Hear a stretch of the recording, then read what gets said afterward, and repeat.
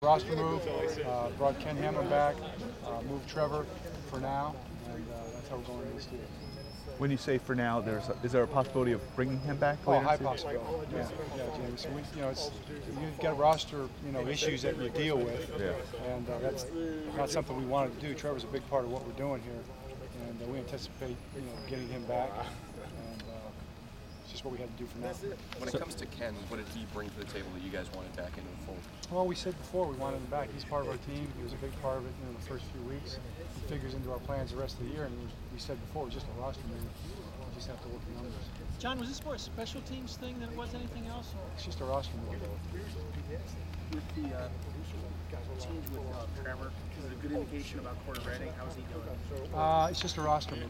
I mean, to read too much into it, it's not a big deal. And we're going to put the guys out there, the 45 best guys that we have. Guys have to step up and play. I would rather have Trevor here this week playing, but we're not able to do that this week. We just have a number situation. I was just curious about Corey, though. Corey will be ready if he's ready. It's a concussion. It's just not predictable. There's just no way to predict, concussion. He could be practicing tomorrow, today. He could be not. We just don't know. Can you give us a prediction for Ray Rice? It's not a roster move. You expect him to practice, Coach? I don't know. That's a legitimate question. Well, I don't know. I mean, I don't know. It's a contusion. We'll just have to see how it goes from day to day. I don't think he'll practice today. There's a chance for the rest of the week, and we'll just have to see how he feels on Sunday. I mean, I'm not trying to avoid the question, although I probably wouldn't answer it anyway. But the truth is, you just don't know. It's where he's at. He's got a bruise on his knee, and Corey's got a concussion. So we'll just see how it goes. Could you talk about the respect you have for Coach Tomlin, because he expressed mutual respect for you? That's nice to hear. We go back a long way. Mike's a guy that he was a little bit younger, but we kind of took the same path in coaching, and I always, just admired him. Watching him come up through the ranks, and he's a defensive guy, secondary guy. Always did a great job. Tremendous. I think he's got the ability to relate to his players and motivate really well. And, none of us that have kind of followed Mike's career are at all surprised by what he's accomplished. And so now we're rivals, and we get to compete against each other. Even though the Trevor thing was just a roster move, you've been aware of his presence in the league for a long time. What makes him stand out from other guys at his position? Trevor Price? Oh, Trevor, I think the first thing that stands out to me is just the kind of guy he is. He's really a student of the game. He's a really hard worker. He always comes in tremendous shape. He might be getting the weight room in there. He's one of the strongest guys in this team. And then he's tremendously well conditioned all the time. So he really works at it. He's a pass rusher, obviously always has been. He's always been a good run player, kind of a complete player. And he's a leader. So, Trevor's a valuable part of this team, and he'll be back with us. Talk about the threat of the pass rush with their outside linebackers. What makes those guys so good in comparison? Well, I think the first thing, Aaron, is that they've got two of them. They've got two guys. We've done well against one guy than the other guy's hurt us. You've got both guys on both sides. It's pretty hard to provide help on both sides of your pass protection and get anybody out. So I think that's the biggest thing.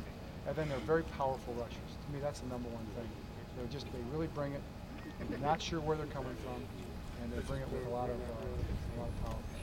What are your thoughts with Charlie Batch? I mean, this is a guy that's been around you have a lot of tape on the guy, I'm sure, over the years, but just going into a game where it's not Ben, but a Charlie Batch. Well, he's very experienced, like you say.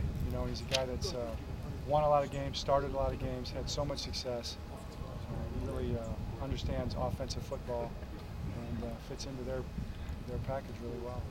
John? Having a rare safety like Polamalu in their defensive backfield allow their defense to do it. Well, I think he kind of ties the front and the secondary together in a way, because sometimes he's back deep, sometimes he's in the middle, sometimes he's up on the line of scrimmage, sometimes he's on the right side, sometimes he's on the left side, and it's a little bit unpredictable.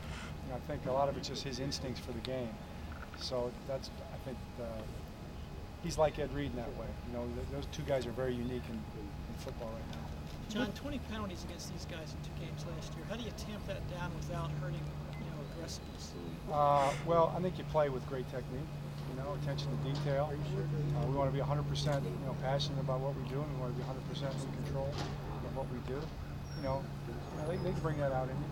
That's kind of what they do. It's part of their plan. So we got to understand it.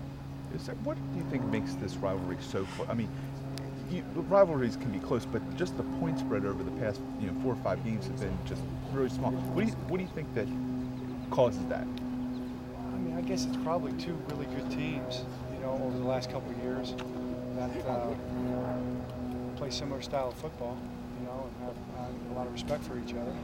And there's always a lot at stake, so it's kind of the way it's worked out. Good defenses obviously have a lot to do with it.